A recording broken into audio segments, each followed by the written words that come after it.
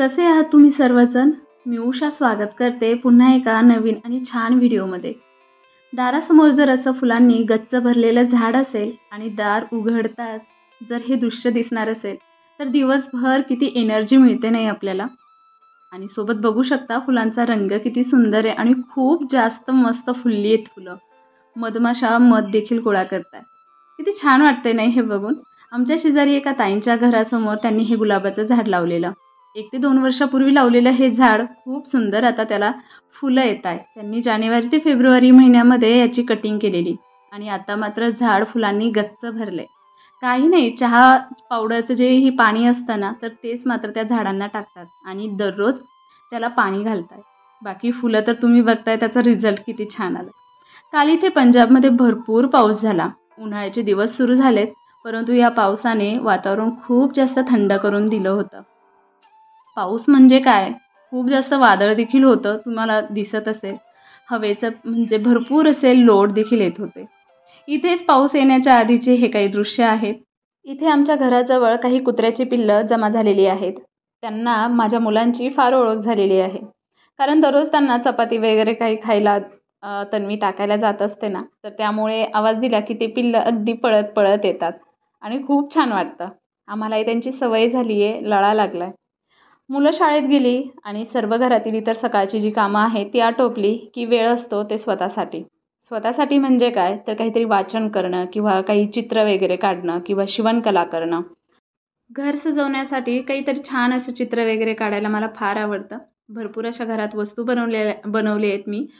ज्यामध्ये फक्त पुष्ठा, काही वॉटर कलर, काही क्राफ्ट पेपर यांचाच वापर केलेला आहे. खूप जास्त मला खर्च करायचा नाही आहे. माझ्या मुलीचे मागच्या वर्षीचे काही प्रोजेक्टसाठीचे जे आणलेले क्राफ्ट पेपर होते ना, तर ते बरेच उरलेले आहेत.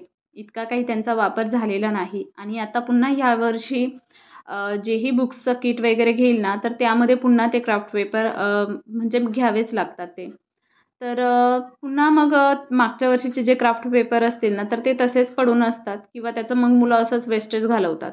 मग मी त्यामध्येच काही छान-छान वस्तू बनवलेल्या आहेत, ज्या तुम्हाला पुढच्या व्हिडिओत मी नक्की दाखवणार आहे.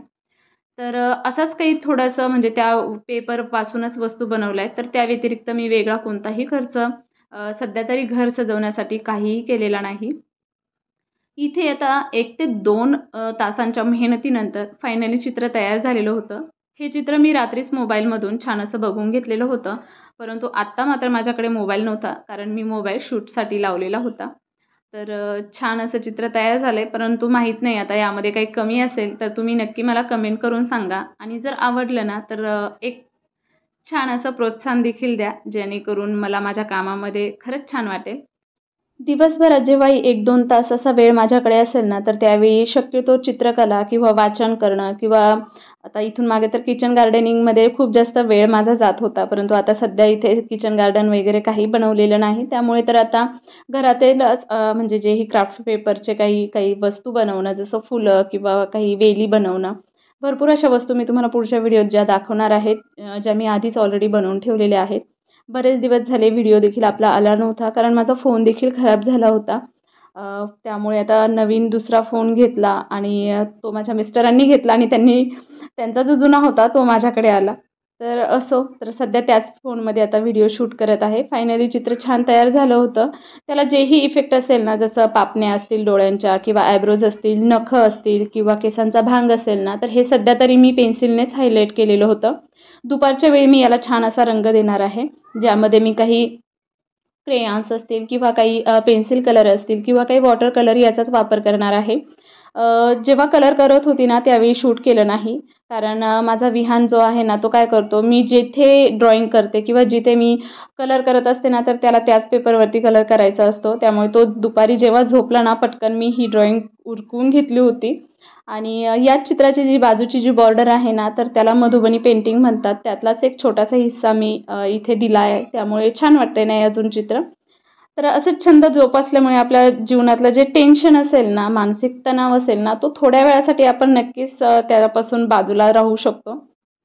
तुम्हालाही जर थोडाफार वेळ असेल ना तुमच्याकडे, तर नक्कीच तुमचा छंद देखील जोपासा. कारण त्यामुळे खरंच आपला मानसिक तणाव खूप जास्त प्रमाणात कमी होतो. तर आजचा व्हिडिओ तुम्हाला कसा वाटला नक्की कमेंट करून सांगा.